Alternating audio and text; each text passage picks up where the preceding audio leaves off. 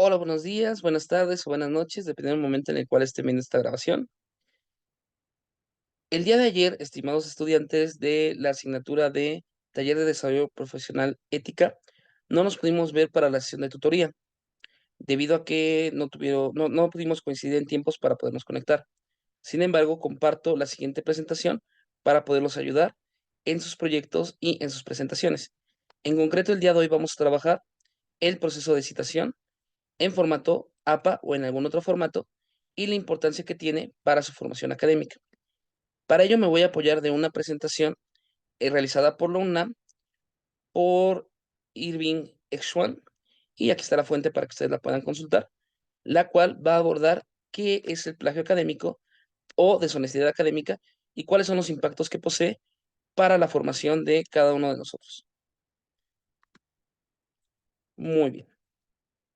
Vamos a empezar con una pregunta básica. ¿Qué es el plagio?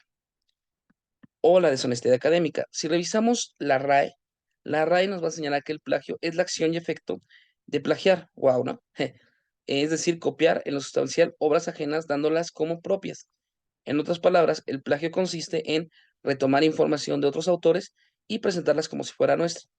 En clase les mencionaba que es como escuchar una anécdota y luego contarla como si fueras tuya. Y cuando te escuche la persona que le pasó la anécdota, te reclame y te diga, oye, ¿por qué tomas cosas que me pasaron a mí y las presentan como si fueran tuyas? Es algo un poco incómodo y en el mundo académico también pasa y hay que evitarlo a toda costa para darle el crédito a cada uno de los autores representados.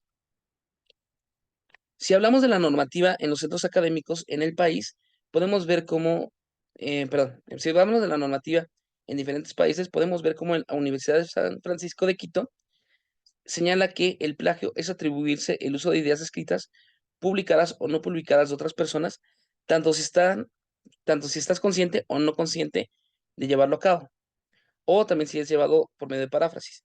En otras palabras, el plagio se comete estés, o la deshonestidad académica se comete estés o no consciente de que lo estás llevando a cabo. Y debido a que están en un nivel universitario, tienen que estar conscientes. También muchas veces creemos que con parafrasear ya no es que estamos robando la información. Sin embargo, si solamente estamos cambiando palabras por sinónimos, sí se puede presentar un tipo de plagio y hay que colocar la cita, ya sea de una forma muy sencilla como colocar, por ejemplo, Masurek señala lo siguiente y colocarlo con sus propias palabras, pero siempre colocando la cita. Aquí tenemos algunas otras citas para poderlo llevar a cabo, pero la pregunta esencial que nos plantea el material es si el plagio es un robo. Y podemos señalar que sí, si es un robo, ya sea de forma intencional o inintencional, y esto puede tener hasta consecuencias legales. Y por tanto, también hay que considerar que corta o destruye las prácticas académicas.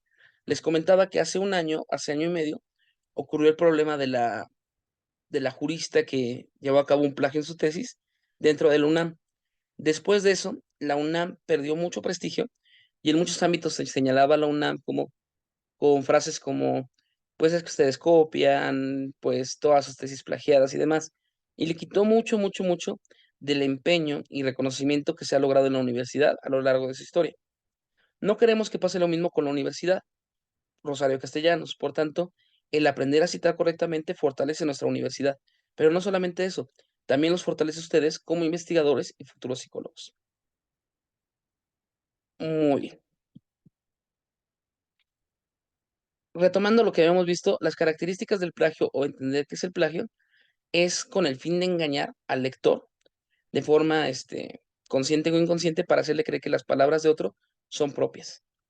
El plagio académico ocurre cuando utilizamos o repetimos ideas de otro autor más de 4 palabras en otro texto. Aquí lo importante es más de 4 palabras. ¿Por qué?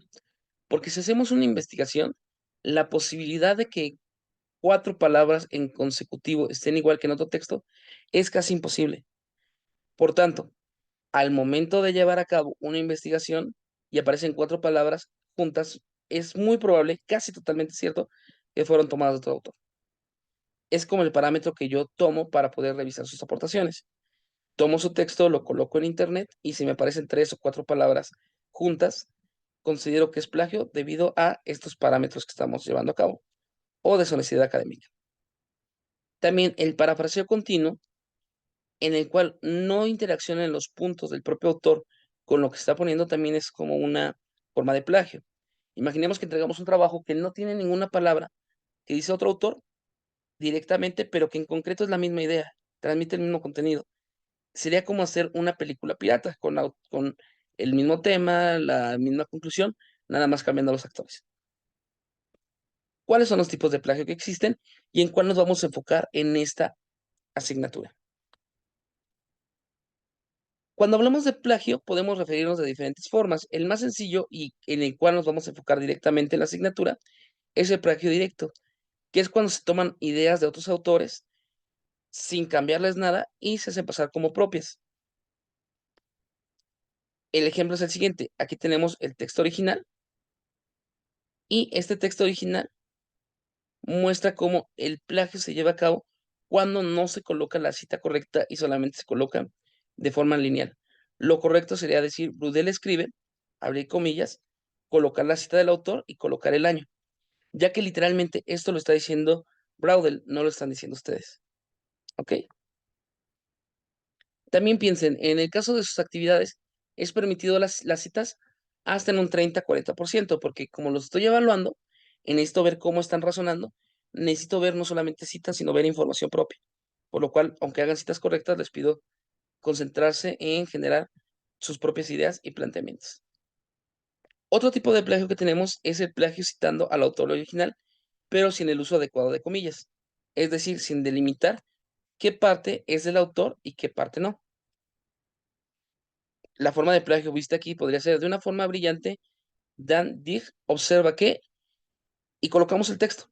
No sabemos qué parte es nuestra y qué parte es del autor. Lo correcto sería decir, Dan Dix observa que, y colocar la cita correspondiente. Sin embargo, este tipo de plagio, en caso de que ustedes lo llegaran a cometer, solamente les pondría una amonestación en su calificación muy menor y les haría hacer el cambio, ya que están demostrando darle el atributo o la cualidad al autor, aunque de forma imperfecta. También podemos tener el plagio simple usando una referencia o nota al pie. ¿A qué nos referimos con esto? Colocamos el texto y en una nota al pie colocamos información adicional, pero sin señalar el año y el autor del cual están partiendo. El plagio complejo, este está un poquito más complicado, es aquel el que se da usando una referencia.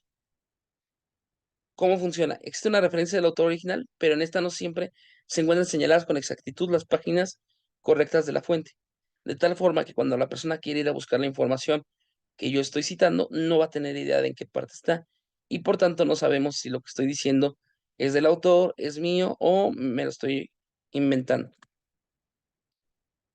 Aquí ponemos algunos ejemplos. Esta presentación se las voy a compartir. Es de acceso público, la UNAM la publicó para que todos la podamos usar. También tenemos el plagio con comillas sueltas. Estos ya son plagios más avanzados, no se preocupen, que es cuando se reproduce una cita textual una vez que se cerraron comillas. Es decir, se cierran comillas y aún así sigue la cita, ¿ok? Con eso no se preocupen, en semestres más avanzados la vamos a ir viendo. Recordemos que al momento de llevar a cabo una cita, es importante separarla del texto principal. Perdón, la cita textual, recordemos que se separa del texto principal, se coloca entre comillas, con sangría a la derecha y en un renglón seguido. Esto si la cita es muy grande, lo tenemos que poner separado del texto para darle su cualidad o su preferencia. Lo vamos a ir trabajando, pero si es de más de 5 renglones, pongan la cita en un renglón aparte. También, al hacer modificaciones de una cita textual, se debe señalar cuáles fueron las omisiones o modificaciones hechas de forma coherente. Aquí, si la cita es muy larga y ustedes no van a poner todo, se van a abrir unos corchetes, se ponen 3 puntos y se retoma el otro texto. Y de esa forma ya podemos señalar aquí que hay parte del texto que no fue usado. Por otra parte, también tenemos el parafraseo como plagio. Esto va a ocurrir bajo las siguientes dos condiciones: que la paráfrasis no tenga referencia para poder comparar con el original, y cuando, a pesar de que se mencione la referencia, la paráfrasis sea prácticamente todo el texto y por tanto sea como una copia con palabras modificadas del texto. Hay otra versión que se llama autoplagio. Para sexto semestre quizás ya lo puedan haber utilizado y les pido tener mucho cuidado. Pero principalmente si se van a dedicar al ámbito académico, tengan cuidado. El autoplagio se presenta cuando retomo textos o artículos o elementos que ya publiqué o que ya presenté en otra materia o en otra asignatura yo mismo y los vuelvo a presentar como originales. Entonces, ¿es bueno retomar ideas de otros artículos o textos que ya hice? Sí, pero no es bueno tomarlo tal cual y volverlo a presentar. Muy bien. El Internet, aquí nos menciona el plagio y el problema que tenemos con el Internet de forma creciente, y lo que no está contemplando esta presentación es el uso de inteligencia artificial con el cual ya vivimos. Es decir, en la actualidad no solamente se puede cometer plagio al utilizar fuentes sin citas, sino al pedirle a la inteligencia artificial que genere la información. Ya hay programas que permiten detectar el uso de plagio y a través de inteligencia artificial. Y en caso de que ustedes llegaran a presentar esto, para asegurarme de que lo que ustedes escribieron, lo escribieron ustedes, les mandaría un mensaje diciéndole, oye, tu texto parece que fue generado con inteligencia artificial. Les presentaría el porcentaje que aparece que fue utilizado con inteligencia artificial y los invitaría a una reunión. La reunión sería para que me expliquen con sus palabras los temas que expusieron en su trabajo y de lograrlo sustentar, quedaría libre de interpretación su texto. En caso de que no, les pediría hacer las modificaciones correspondientes para mejorar su calificación. Hay diferentes elementos para citar, como pueden ser el formato APA, Chicago y demás, los cuales iremos viendo, pero al pertenecer a la carrera de psicología, nos vamos a enfocar en el formato APA. Estos son algunos elementos que les pido considerar al momento de llevar a cabo una investigación en nuestra universidad, siempre dando los créditos correspondientes a los autores, respetando la forma de citación y siempre con una actitud crítica y con disponibilidad al aprendizaje. Les deseo un buen día, una buena tarde o una buena noche. Sigan trabajando en su unidad número 1 o en cualquier unidad en la cual estén viendo este video. Hasta luego. Bye bye.